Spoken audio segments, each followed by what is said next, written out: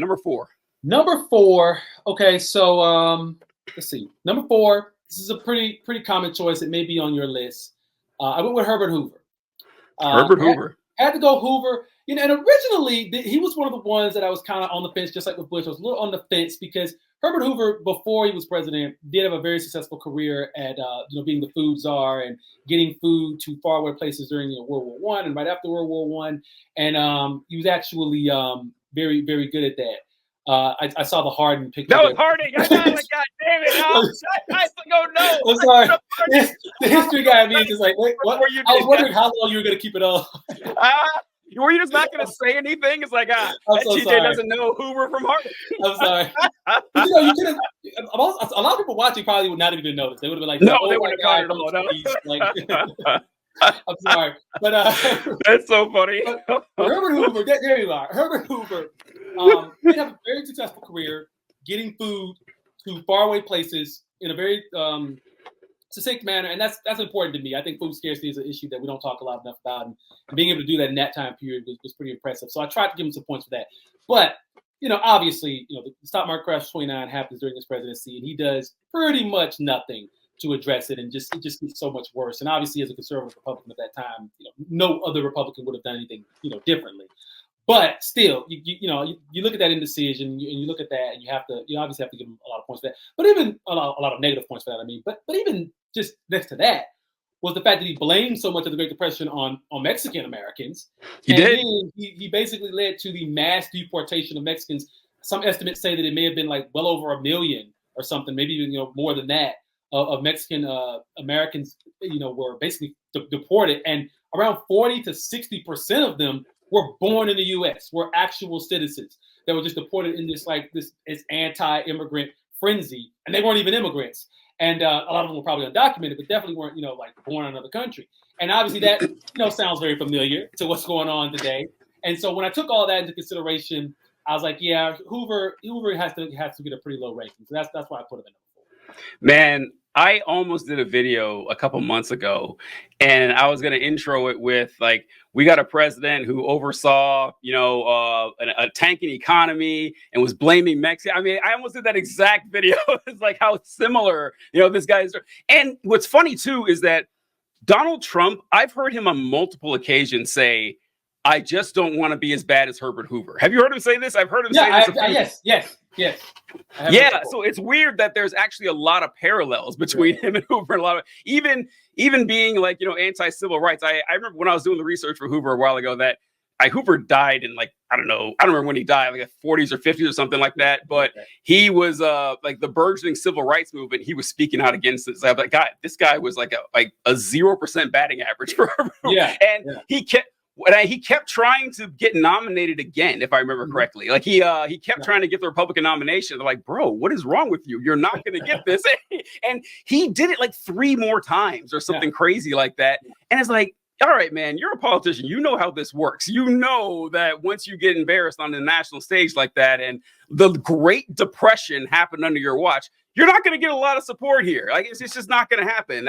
And plus, Franklin Roosevelt was fucking killing it. I mean, like, what did you expect? You just lost anyway. So I think Hoover is a good one that a lot of people would only be able to tell you, oh, yeah, I think that was the guy that was in charge during the Great Depression. And he has a great granddaughter who's a commentator. I remember she used to work on Fox News. Her name is Margaret Hoover. Yes. And have you seen her?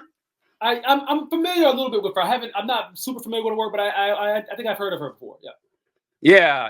And I was like, God, that's not something that I would broadcast. I was like, oh, my name is Happy Hoover. I wouldn't let people know. Yeah, I'm one of the worst presidents in American history. Yeah, I'm related to that guy. It's kind of weird. And I think Hoover was Hoover, Roosevelt, Truman. Yeah, I think since Hoover, there was a factoid that you almost certainly know, but I would talk about all the times that since Herbert Hoover, the Republicans never won the presidency without someone named Bush or Nixon on the ticket. And it was And it changed with Trump, obviously, but it's like that happened. But that was always a big factoid about Hoover. But yeah, weird guy. If you like read about it, like he was secretary of something. I forget what he was secretary of before he became president. Secretary but of Commerce, if I'm not mistaken. Commerce? That's really funny. That's very funny. Well, the irony there. I know it's hilarious that was that. But Hoover, kind of a boring dude all around, and kind of like the presidency was, obviously not the spectacular. His post-presidency and kept running for that nomination really cracked me up. I don't really know what to say with there. But all right, I'm putting my number 4 here. Mm-hmm.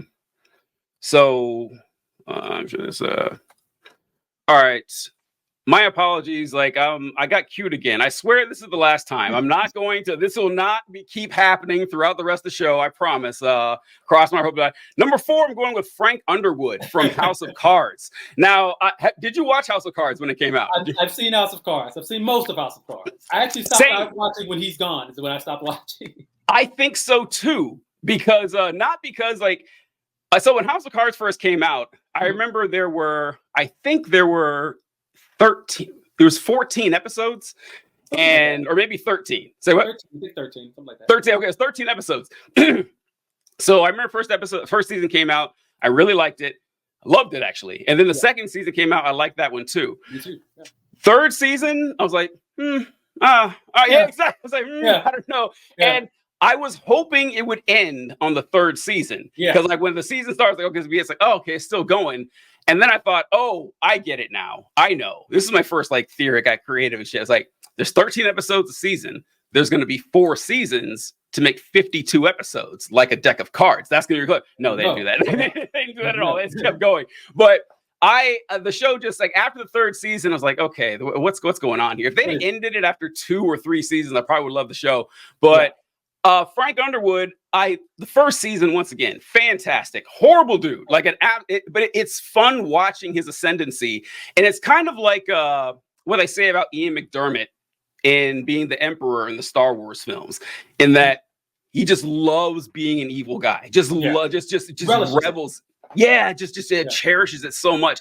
And watching his actions, I mean, obviously his actions as what was he? Majority whip, vice president, and then president. The entire time, he's rather unethical, kind of murdery, and all that stuff, a Machiavellian. And it's, terrible all around. So what were your thoughts on Frank Underwood and watching that show? I mean, great acting by Kevin Spacey, who we later learned was a little more like Frank Underwood than we. We'll get there. We'll get there. But great acting, great. I mean, I have the same relationship with that show. I remember watching the first season thinking this is great. The political side of me liked it. Filmmaking side of me liked it. Second season was awesome. And then, of course, that third season for me, after that point, it started going downhill. But I thought it was a really well done show. And Frank Underwood was so calculated and just so, just devilishly good at being evil that you just it's almost like that anti-hero kind of like, and at that time there was a lot of anti-hero, you had Walter White and Breaking Bad. There was a lot of like anti-hero stuff on TV, and it was just like that sort of strain of like, this guy's horrible, but we kind of want to see him win, and we kind of want to see him succeed at his goal just because we're invested in it. He's the main character, he's the protagonist, yet he has such an antagonizing role in all this, even though he's technically the protagonist. So that I think that House of Cards was kind of the peak of the whole anti-hero trend on television that kind of started in the 2000s, going all the way back, like Tony Sopranos and those kind of visuals. And I think it kind of peaked with him and Walter White being like these guys that were objectively bad people, but you kind of had to root for them because they were just so good at being bad. And I always think about that opening scene, and this may be something that you were going to comment on. That the scene where the dog or whatever, and he ends up like killing it or whatever, kind of showing like I'm tough, I can do this kind of thing. And that kind of reminds me of more recently, I think it's Kristi Noem, the governor who killed the puppy and then bragged about it because I think she was thinking of House of Cards. She was like, "This is gonna make me look tough. This is gonna make me look like I'm a decisive individual." But no, it just makes you look like a fucking psychopath, and that's what it made Frank Underwood look like. And so, but I think Frank Underwood has had a kind of weird effect on real life politicians. I think a lot of them feel like they might need to look a little, not quite as evil, but like a little like that in order to be seen as like decisive leaders or something like that, I hadn't thought about that. That never crossed my mind with Kristi Noem and Frank Underwood. And thinking back on it, like that is your introduction to Frank. Yeah. That is like, hey, all right, who's this main character we're going to be following? Oh my God, he's choking a dog to death in the street. Although that still isn't as evil as Christy Nome, because that dog was hit by a car. In a way, it was a mercy killing. Christy Nome was like, this dog sucks at pheasant hunting and gotta go. That's it. That is just like, it's one of the most psychotic thing I've ever seen. And it's just like, it's that the Christy Nome thing is so weird because there's no excuse she can give for this. Like, there's none. And she's like, well, when you're living out on a farm, you made this as like, first off, lady, this is not 1848. You don't live in the middle of nowhere on some farm. You had to, like, that's the only way to put down Old Yeller. You are a rich farmer. And by the way, farmers not known to have, very close associations with veterinarians and stuff that can, come help out with animals. Like that shit is absolutely insane. But Frank Underwood, which you mentioned about how he was fun to watch. It's fun to watch people be evil. And it's actually weird that it took filmmakers and television makers so long to figure this out. Like when Tony Soprano's dog killing moment was halfway through season 1 of Sopranos or something, where he strangled some snitch to death with his bare hands. And the producers didn't want to put it in there. They said that's going to turn people off to Tony. And I understand their concern, but if you want people to be invested in this person for who he is, you need to show that dark side. And it works because, well, the number one reason it works is because these people are entertaining. And like Frank Underwood is funny as hell. He is funny as hell. I laughed so many times whenever he would turn to the camera and sprinkle his food with salt or some shit. And I just love that. And that works with Tony Soprano was hilarious too. Walter White wasn't quite as funny, but you felt bad for him in the beginning. But Frank Underwood ended up doing this weird thing where quicker than any of the other antagonists or anti-heroes, he went to villain immediately. Like he immediately spit like you maybe had half an episode to be like, okay, they fucked him over, so now he's getting revenge. Oh no, he's still going. Like he's just a vindictive person, revenge or otherwise. And it worked. And like you mentioned with Kevin Spacey. So do you remember? I'm going to share this right here. After Kevin Spacey got kicked out of House of Cards and he was charged for like the sexual assaults, and then one of the witnesses against him died, and he started making these videos. Do you remember these? It's like, okay, these videos in character as Frank Underwood. Yeah. Go ahead. That's so fucking weird. It's so weird. It's so weird.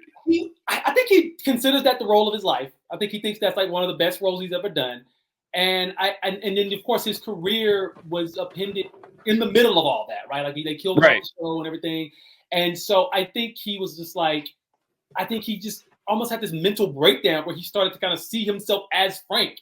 And I think he saw his way of getting back in the good graces of the public by imitating this murderous character when someone that was in real life accusing you of a crime just died under mysterious circumstances. I don't know why he thought that would be some type of like flex. I don't know why, from a legal standpoint, I don't know why his lawyers didn't say, hey, you might not need to do this, just legally speaking, this doesn't look good and everything.